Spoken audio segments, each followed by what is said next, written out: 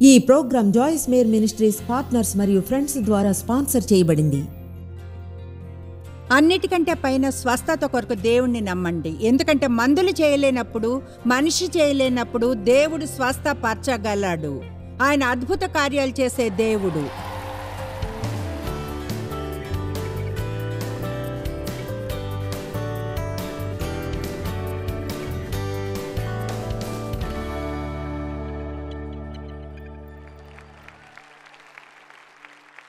విశ్వాసానికి ఓ భాష ఉంటుంది.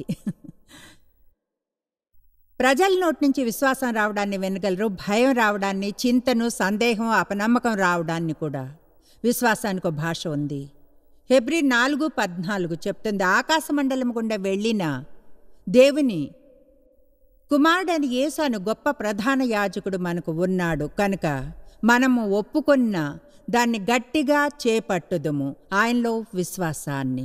మీరేం ఒప్పుకున్నారు దాన్నే మీరు మీ నోటి నుంచి చెప్తారు, దాన్నే మాటలతో చెప్తారు.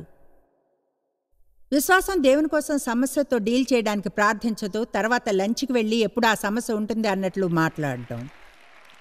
ఇప్పుడు నేను ఇక్కడ కూర్చుని ఒక చిన్న విషయాన్ని చెప్తాను. కొన్నిసార్లు విషయాలు చెప్పడానికి నేను కూర్చోవాలి. ఓకే, సిద్ధంగా ఉన్నారా? ఒక్క నిమిషం అమలా ప్రవర్తిస్తాను. పిల్లలారా, ఎన్నడైనా మీ విశ్వాసం పనిచేయడం చూడాలనుకుంటే మీరు స్వయం జాలిని పూర్తిగా వదిలివేయాలి.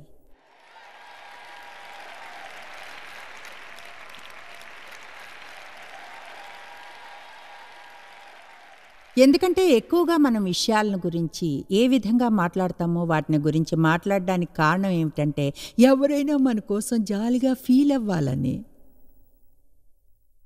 మీరు అనవచ్చు, అయితే జాయిస్ ఫ్రెండ్ కొరకు బాధపడటం లేదా ఓదార్పునివ్వడం తప్ప? కాదు, చేయాల్సిన అవసరం ఉంటే చెయ్యండి, ఒక్కసారి, ఆ తర్వాత ముందుకు సాగండి. దాన్నే జీవితకాలపు మిషన్లా చేయకండి. ఆమేన్. ఎంతమంది చూస్తారు ప్రార్థించితే విశ్వాసంలో ప్రార్థించామని, దేవుణ్ణి ఎదురు చూస్తున్నామని, ఆయన కార్యం చేస్తున్నాడని నమ్మడాన్ని, అప్పుడు కనీసం మనం సమస్యను గురించి మాట్లాడినా దాన్ని దేవుడు అందులో ఉన్నాడని అనుకున్న విధానంలో మాట్లాడుకుందాం. ఆయన ఏదో చేస్తూ ఉన్నాడని. ప్రజలు మనల్ని చూసి జాలిపడే విధానంలో మనం మాట్లాడడం మానివేయాలి. ఆమేన్. విశ్వాసానికి ఓ భాష ఉంది. కార్యం చేస్తున్నావని నమ్ముతాను దేవా, నువ్వు కార్యం చేస్తున్నావని, నా బిడ్డల్లో కార్యం చేస్తున్నావని, నువ్వు కార్యం చేస్తున్నావని నమ్ముతాను. నేను ప్రార్థించాను, నువ్వు నా ప్రార్థనలు విన్నావు, దానికి ఆధారంగా వాక్యాన్ని ఉంచాను. నువ్వు విశ్వాసపరుడు కాదని నేను నమ్మను, నా విశ్వాసపు చివరి ఫలితాన్ని చూస్తాను. ఆమేన్. అవును, అలసిపోతుంటాం, అవును విసిగిపోతాం, అవును కష్టమైన రోజులుంటాయి. అందుకే ఒకరికొకరు కావాలి, కలిసి ఉండడానికి ఇలాంటివి కావాలి. మంచి సంగీతం కావాలి, మంచి సంఘం కావాలి, మంచి ఫ్రెండ్స్ కావాలి. మన నుంచి అంతటిని బయటకు తీసే చెత్త చాలా ఉంది, మనల్ని పైకి లేపేవాళ్ళు కావాలి. చూసిన దాని మీద విశ్వాసం ఆధారపడదో ఆలోచించడం, ఫీల్ అవ్వడం. 2 కొరింథీ 5:7. విశ్వాసంతో జీవిస్తాం, చూపుతో కాదు, విశ్వాసంతో నడుస్తాం.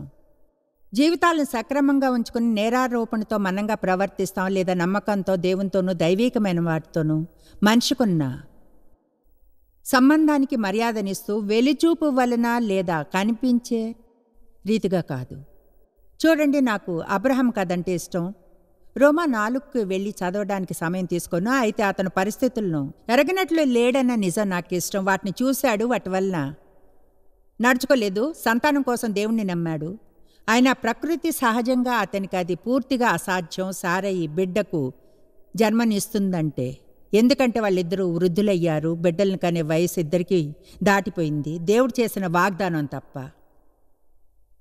దేవుడు వాగ్దానం చేశాడు. బైబిల్ చెప్తుంది, దేవుని వాగ్దానం పట్ల ఎటువంటి సందేహము అతన్ని కదిలించలేదని. ఎవరు వాగ్దానం చేయలేరు, సందేహం, అపనమ్మకం రావని, మీకు ప్రత్యక్షం అవ్వవు అని. అందుకనే మన మాటల శక్తి అంత ముఖ్యమైనది. ఆ సందేహం కలిగిన క్షణమే మీ నోటిని తెరిచి అనవచ్చుగా, నేను అది నమ్మను, దేవుడు కార్యం చేస్తున్నాడని నమ్ముతాను. ఒక చెడు ఆలోచన అడ్డుకునే మంచి విధానం ఏదైనా అనుకూలమైంది చెప్పడం. ఇప్పుడు లూకా 5ని చూద్దాం. మొదటి 5 వచనాలు. ఇది చేపలు పట్టే కొంతమంది శిష్యుల లెక్క ఎక్కువగా నేను దీని నుంచి ఎంతో పొందుతాను. ఈ మొదటి 5 వచనాల నుంచి ఎన్నో మంచి ప్రసంగాలు చేశాను. జనసమూహము దేవుని వాక్యం వినిచు ఆయన మీద పడుచు ఉండగా ఆయన గిన్నె సరస్సు గలిలయ సముద్రం తీరమును నిలిచి, సరే, యేసు సరస్సు తీరాన నిల్చుని ఉండడాన్ని ఊహించండి. ఆ సరస్సు తీరమున ఉన్న 2 దోణులను చూచెను. జాలర్లు వాటిలో నుండి దిగి ఒడ్డునకు వచ్చి తమ వలను కడుగుచుండ్రి. ఆయన ఆ దోణిలో ఒకదాన్ని ఎక్కి సీమోందైన ఒక దోణి ఎక్కి దరి నుండి కొంచెము త్రోయమని అతన్ని అడిగాను. ఆయన అలా చేయడానికి ఒక కారణం ఉంది. వివరాల్లోకి వెళ్ళనైతే అసలైతే అదొక సౌండ్ సిస్టమ్ అయింది. వాళ్ళు కానీ నీళ్లపైన సరైన చోట్ల ఎక్కువ ఉంటే ఆ నీళ్లు శబ్దాన్ని ప్రజల వరకు తీసుకుని వెళ్ళేది. మనకున్నట్లు వాళ్ళకి మైక్రోఫోన్లు ఉండేవి కావు. అందుకనే కొన్నిసార్లు ఆయన నీళ్లలోనికి వెళ్ళి దోణిలోంచి బోధించేవాడు. ఆయన కూర్చుండి దోణిలో నుండి జనసమూహములకు బోధించుచుండెను. 4వ వచనం, ఆయన బోధించుట చాలించిన తర్వాత, నీవు దోణిని లోతునికి నడిపించి చేపలు పట్టుటకు వల్ల వేయండి అని సీమోన్తో చెప్పగా చూడండి ఏం జరిగిందో. సీమోను ఏలినవాడా, రాత్రి అంతా మేము ప్రయాసపడతాము కానీ మాకేమీ దొరకలేదు, వలలో చేపలు పడలేదు. కనుక మనం తర్వాత వచనానికి వెళ్ళడానికి ముందు పేతురు ఏమన్నాడు? లోతునికి వెళ్ళి వల్ల వేయాలా? ప్రభువా, అది పనిచేయదు. మేము రాత్రంతా అక్కడే ఉన్నాం, చేపలు పడనే లేదు. చేపల వాళ్ళు రాత్రంతా చేపలు పట్టినట్లుంది, అలసిపోయారు, నిద్రలేదు, ఓపిక లేదు. వాళ్ళని అడగడం అనేది పెద్ద పని. దేవునికి విధేయులైతే వలలను తిరిగి నీళ్లలోకి వేయాల్సి ఉంటుంది. మళ్ళీ నీళ్లలోకి అంతా గందరగోళంగా అయింది. మరింత పని అవుతుంది అనుకున్నారు. అన్నాడు, ఇది పని చేయదు, అలసిపోయాం, సొలసిపోయాం, ఇదంతా చేసాం అంటే క్లుప్తంగా పేతురు ఏమంటున్నాడు? పని చేస్తుందని అనుకోను, చేయాలనిపించడం లేదు, మంచి ఐడియా కాదు. అయినను నీ మాట చొప్పున వలలు వేతునని ఆయనతో చెప్పెను. అయినను నీ మాట చొప్పున వలలు వేతునని ఆయనతో చెప్పెను. అతనికి అలా అనిపించలేదు, చేయాలనుకోలేదు, చేస్తుందని కూడా అనుకోలేదు. దేవుడు చెప్పాడు కనుక.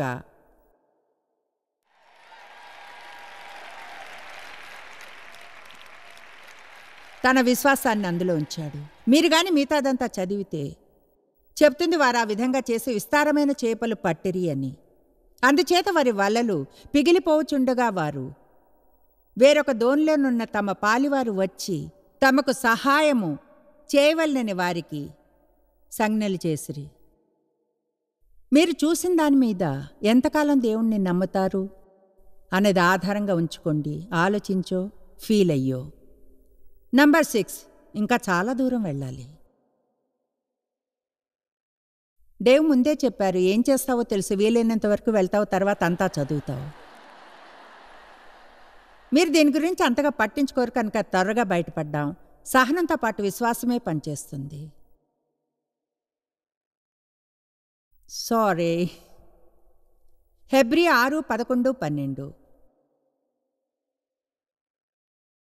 మీరు మందులు కాక విశ్వాసం చేతను ఓర్పు చేతను వాగ్దానములను స్వతంత్రించుకొని వారిని పోలి నడుచుకున్నట్లుగా మీలో ప్రతివాడును మీ నిరీక్షణ పరిపూర్ణమగు నిమిత్తము ఇదివరకు కనపరిచిన ఆసక్తిని తుదమట్టుకు కనపరచవలనని అపేక్షించుచున్నాము. విశ్వాసానికి ఆరంభం ఉంటుంది.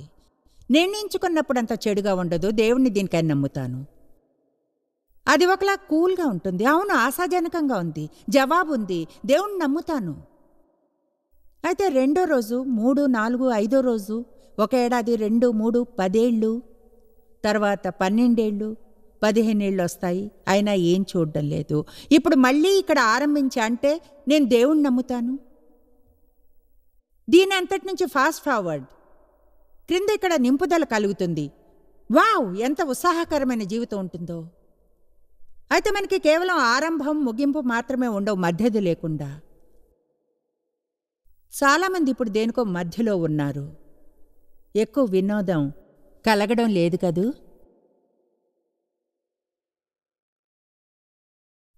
మీరు సహనంతో ఉండాలి. సహనం అంటే వెయిటింగ్ కాదు. అందరం మనకి ఇష్టం ఉన్నా లేకున్నా వెయిట్ చేయాలి. సహనం అంటే వెయిట్ చేసేప్పుడు ఎలా ప్రవర్తిస్తాం అన్నదే.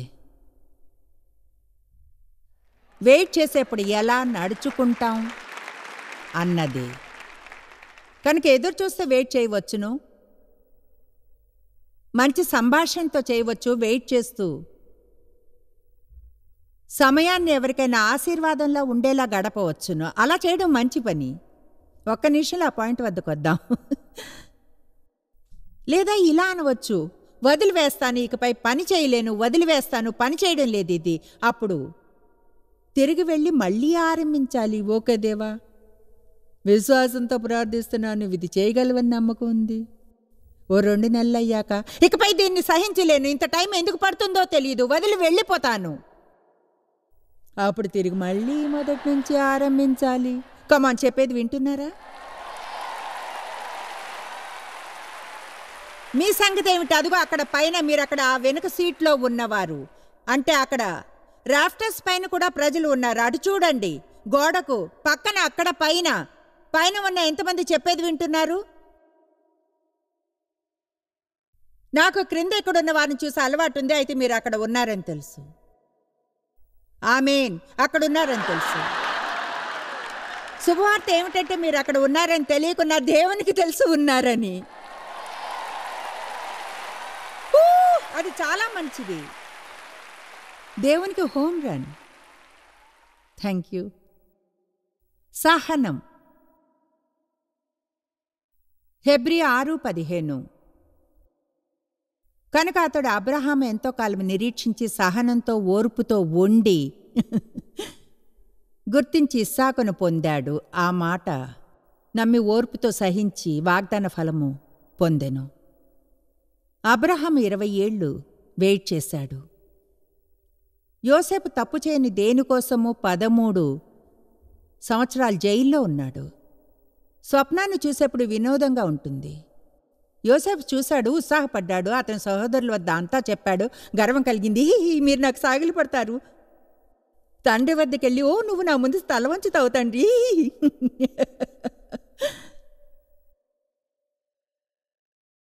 ఏమీ కాని వెనుక వైపున ఎక్కడో ఒక ట్రిప్ కావాలి అతనికి. కమాన్. మీలో కొంతమంది జీవితపు అరణ్యంలో ఉన్నారు. ఇప్పుడు తెలిసినా లేకున్నా మీ నుంచి కొంత చెత్తం చేస్తుంది, అది బయటకు రావాలి. దేవుడు వాగ్దానం చేసింది పొందడానికి సిద్ధం అయ్యే ముందు. కమాన్. ఉన్న చోటున అలక్ష్యం చేయడంలో అర్థమే లేదు. వెళ్లే చోటుకి మార్గంలో ఉన్న చోటున ఎలా ఆనందించాలో నేర్చుకోవడం ఎంతో మంచిది. మీరున్న చోట ఆనందించడం నేర్చుకోవాలి. ఎక్కడికి వెళ్తున్నారో ఆ మార్గంలో. ఓకే. నంబర్ 7, విశ్వాసం క్రియ చేస్తుంది, ప్రేమచే బలపడుతుంది. ఇది ఇక్కడ 10 భాగాల సిరీస్. మీకు ఎలాంటి ప్రేమ నడకుంది? ఎంతగా ప్రేమని అధ్యయనం చేస్తారు? ప్రేమ యొక్క వచనం ఎంత బాగా తెలుసు? ప్రజల పట్ల ఎలా ప్రవర్తిస్తారు? ఎంతమంది మీద కోపం ఉంది? నాకు చిన్నగా వినిపిస్తుంది.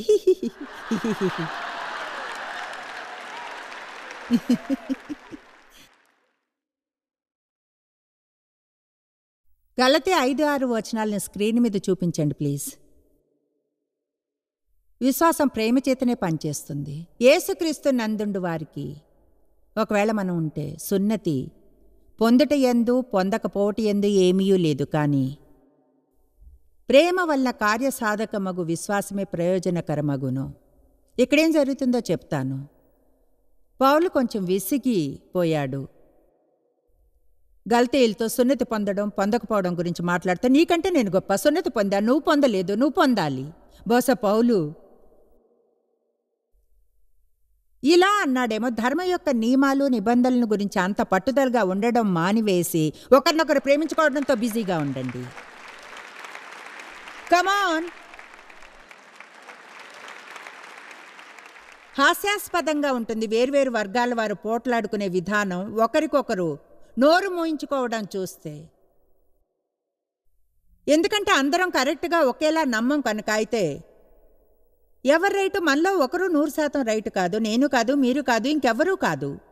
అందరం చేయగల శ్రేష్టమైనది చేస్తున్నా, ఎక్కడ ఉన్నామో అక్కడ. అన్నిటికంటే ముఖ్యమైనది ఏమిటంటే మన జీవితాల ఫలమే. పౌలు అన్నాడు, ఒకరినొకరు ప్రేమిస్తూ బిజీగా ఉండండి. ప్రేమ వల్ల కార్యసాధకమగు విశ్వాసమే ప్రయోజనకరమగున్న. అక్కడికి వెళ్ళే టైం లేదు. మార్కు 11వ అధ్యాయం. దేవునిలో విశ్వాసం ఉంచండి. నిరంతరం ప్రార్థించండి. ప్రార్థించినప్పుడు నమ్మండి. ఎవరి పట్లైనా ఏదైనా వ్యతిరేకంగా ఉంటే విడిచిపెట్టి వదిలి వెళ్ళిపోనివ్వండి. విశ్వాసం గురించి చెప్తుంది. విశ్వాసపు నియమాల్లో ఒక దాన్ని పొంది ఆ విశ్వాసం పనిచేయాలి అనుకుంటే ఎవరి మీద కోపం తెచ్చుకోకూడదు. విశ్వాసం ప్రేమ చేతనే పనిచేస్తుంది. ఓ నా దేవా, పరిశుద్ధాత్మతో కలిసి పనిచేయాలి బలమైన రోమాంచకరమైన ప్రేమ నడకను ఉంచుకోవడానికి.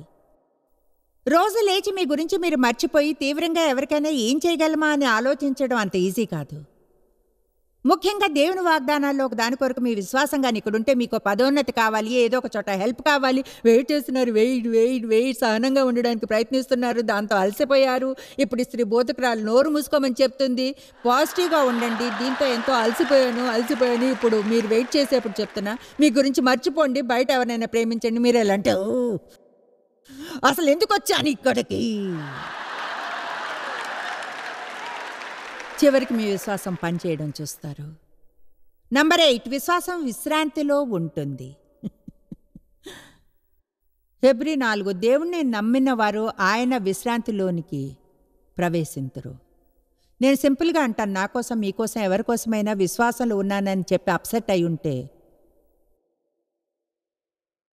అప్పుడు ఇలా అనాలి, ఏమన్నా తెలుసా, నా విశ్వాసం తక్కువగా ఉంది. నిజంగా విశ్వాసంలో ఉంటే విశ్రాంతిలో ఉంటాను.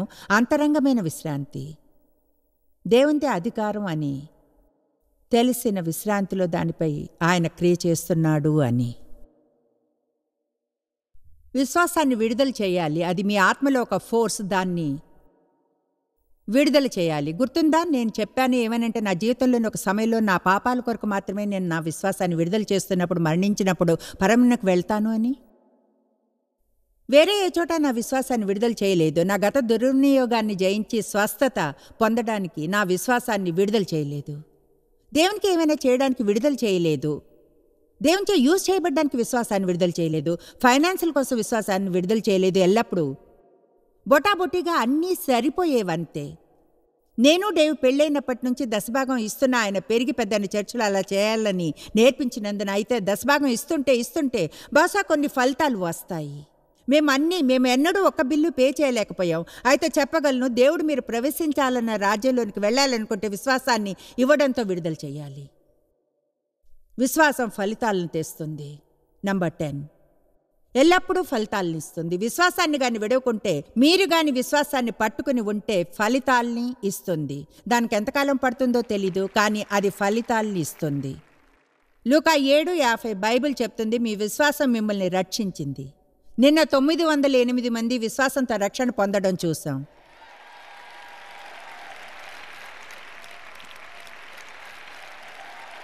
దాని గురించి ఆలోచించండి. వాళ్ళు నరకానికి వెళ్లే మార్గంలో లోపలికి వచ్చారు. వాళ్ళు ముందే దేవునిలో ఉన్న ఆ విశ్వాసాన్ని ప్రపంచంలో లేదా తమలో ఉంచుకోవడానికి బదులుగా నిర్ణయించుకున్నందున తమ జీవనశైలిని గురించి పశ్చాత్తాపడాలనుకున్నారు. తిరిగి వేరే కొత్త దిశలో వెళ్లాలని పరమునకు వెళ్లే మార్గంలోకి వెళ్లారు. విశ్వాసానికి అది ఒక మంచి ఫలితం. లూకా 17:19 బైబిల్ చెప్తుంది, నీ విశ్వాసము నిన్ను స్వస్థపరిచెను. దీనంతటినీ చూసే టైం ఉంటే బాగుండు. ఒక విషయం చెప్తా, మీరు మందు తీసుకోవాలంటే తీసుకోండి, డాక్టర్ దగ్గరికి వెళ్ళాలంటే అవసరం ఉంటే వెళ్ళండి. అయితే స్వస్థత తెమ్మని దేవుణ్ణి నమ్మకుండా ఏమి చేయకండి. ఏదైనా మందు ఉందంటే నమ్మను, లేదా డాక్టర్ ఉన్నాడంటే హెల్ప్ చేయడానికి మనకి కానీ దేవునిలో దాన్ని క్రియేట్ చేయమనే విశ్వాసం కానీ లేకుంటే, యేసు స్వస్థత పరుస్తాడు. స్వస్థత అంతా దేవుడి నుంచి వస్తుందని నమ్ముతాను. దేవుడు లేకుండా ఎలాంటి స్వస్థత లేదు. చివరికి ఈనాడు మెడికల్ ప్రొఫెషన్కి ఉన్న జ్ఞానం కూడా వాళ్ళు దేవుడి నుంచి పొందిందే. ఆయన దాన్ని వాళ్ళకి ఇవ్వడం మంచి పని, లేకుంటే అందరం చచ్చేవాళ్ళం. ప్రార్థించకుండా ఒక డాక్టర్ దగ్గర కూడా నేను వెళ్ళను. ప్రార్థించకుండా ఆ మందుని కూడా తీసుకొని, ఎందుకంటే దేవుడు దాన్ని బ్లెస్ చేసి అభిషేకించి పనిచేసేలా చేస్తాడని నమ్మకంతో అన్నిటికపైన స్వస్థత కొరకు దేవుణ్ణి నమ్మండి. ఎందుకంటే మందులు కూడా చేయలేనప్పుడు, మనిషి కూడా చేయలేనప్పుడు దేవుడు స్వస్థపరచగలడు. ఆయన అద్భుత కార్యాలు చేసే దేవుడు.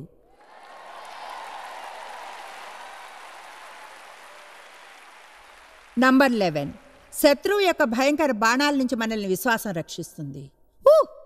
FC 6 చెప్తుంది, విశ్వాసపు డాల్ని తీసుకోండి. మీ వెనుక ఈడ్చుకురమ్మని చెప్పలేదు. కమాన్, తీవ్రమైన బాణం మన వైపు రాగానే ముందుగా మనం అనవలసింది, దేవుణ్ణి నమ్ముతున్నాను, విశ్వసిస్తున్నాను. విశ్వాసాన్ని విడుదల చేసి దేవుణ్ణి నమ్ముతాను. నంబర్ 13, 12 పట్టేశారు. All right. నంబర్ 12, దేవుని ఆశీర్వాదాలన్నీ విశ్వాసం ద్వారానే పొందుతాం. విశ్వాసంతో దేవునితో నీతిమంతులుగా చేయబడతాం, తీర్పు తీర్చబడుతుంది, పవిత్రులుగా చేయబడతాం, విడిపించబడతాం, క్షమించబడతాం. విశ్వాసంతో దేవుని కోసం గొప్ప కార్యాలు చేస్తాం. విశ్వాసంతో ఏం చేయగలమని నిజంగా జ్ఞానం కలగాలంటే హెబ్రీ 11వ అధ్యాయాన్ని చదవండి. విశ్వాసం గురించి చెప్తుంది. నోవహు ఓడను నిర్మించాడు. సారాయి గర్భవతి అయింది. విశ్వాసంతో రాహాబను వేశ్య దేవునికి విధేయురాలై వేగు చూచే వారిని రక్షించింది, ప్రాణాన్ని పణంగా పెట్టి. మనం పనులు విశ్వాసంతో చేస్తాం, దానికి ప్రతిఫలం తప్పక ఉంటుంది. నంబర్ 13, విశ్వాసం ఎదిగి పెరుగుతుంది వాడుతూ ఉంటే, యూస్ చేస్తూ ఉంటే. మీరు ఇప్పుడు ఫీల్ అవ్వచ్చు, కొంచెమే విశ్వాసం ఉందన్నట్లుగా. ఓ మై గాష్, ఆరంభించినప్పుడు నాకున్న విశ్వాసం అంతా దేవుణ్ణి నమ్మి నరకానికి వెళ్లకుండా ఉండడమే. అదంతే. నా పాపాలను క్షమించి పరమునకు వెళ్ళడానికి హెల్ప్, అంతవరకే. అక్కడే ఉన్నాను. ఓ నా దేవా, నేను మీకు చెప్పలేను కూడా అప్పటినుంచి ఇప్పటి వరకు నా జీవితంలో ఏం మారిపోయిందో. అయితే వాటిలోని ప్రతి ఒక్కటి దేవుని వాక్యాన్ని తెలుసుకోవాల్సి వచ్చింది. ఆ చోట నా విశ్వాసాన్ని విడుదల చేసి స్థిరంగా ఉండి సహనంగా ఒప్పుదలతో ఉండడం, ఇతరుల పట్ల మంచిగా ఉండడం, ప్రతిఫలం కోసం దేవుని నమ్మడం. వావ్, నేను ఆరంభించిన చోటు నుంచి ఇప్పుడు చాలా దూరం వచ్చానంటారా?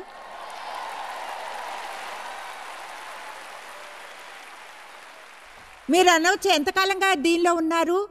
దాదాపు 37 ఏళ్ళు. ఓ మై గాష్, ఈ మధ్యనే రక్షణ పొందాను. లేదు లేదు లేదు లేదు, అలా చేయకండి. చెప్పండి, దేవునికి స్తుతుల మార్గంలో ఉన్నాను. దేవునికి స్తుతుల మార్గంలో ఉన్నాను. నంబర్ 14, కొన్నిసార్లు విశ్వాసం ఫైట్ చేయాలి. 1 తిమోతి 6:12 చెప్తుంది, విశ్వాసపు మంచి పోరాటాన్ని పోరాడమని. 1 పేతురు 5 చెప్తుంది, అపవాది రాగానే అతన్ని ఎదిరించండి, వ్యతిరేకంగా స్థిరంగా నిల్చోండి. ఎందుకలా అన్నాను? విశ్వాసం పోరాడాలి కనుక. కొన్నిసార్లు అపవాదిని ఎదిరించడానికి మీ విశ్వాసాన్ని వాడాలి.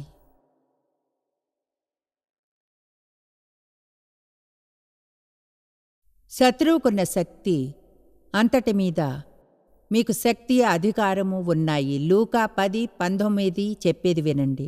అరవడానికి ముందు వినండి. లూకా 10:19, ఇదిగో శత్రువు బలమంతటి మీదను మీకు అధికారమును అనుగ్రహించి ఉన్నాను. అపవాదికి శక్తి మాత్రమే ఉంది, మీకు శక్తి, అధికారము ఉన్నాయి. అతనికున్న ఒకే అధికారం మీరు ఇచ్చేదే.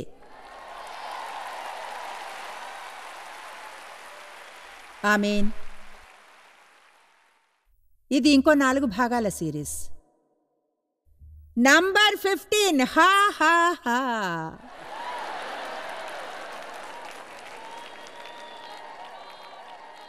భయాన్ని జయించగలిగేది కేవలం విశ్వాసమే.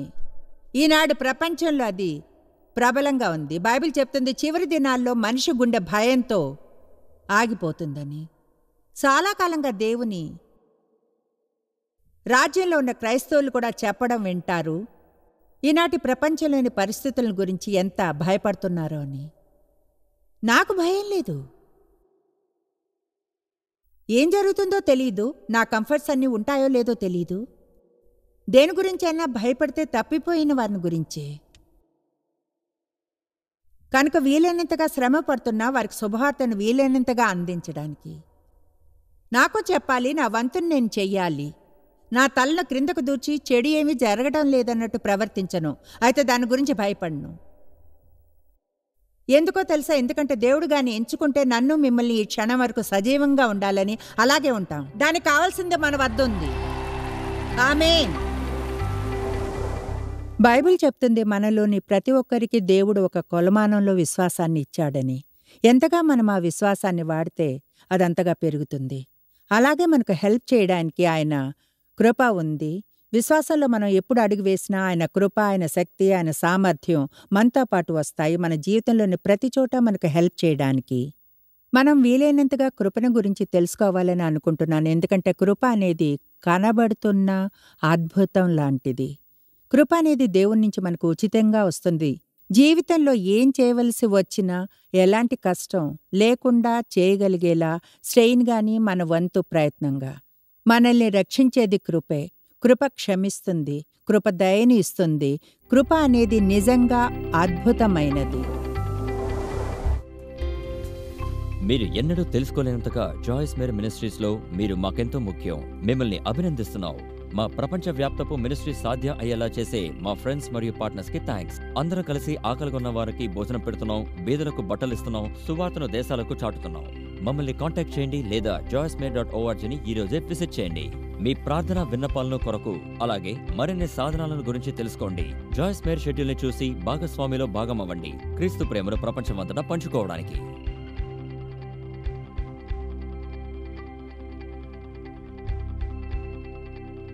ఈ program Joyce Meyer ministries partners మరియు ఫ్రెండ్స్ ద్వారా స్పాన్సర్ చేయబడింది.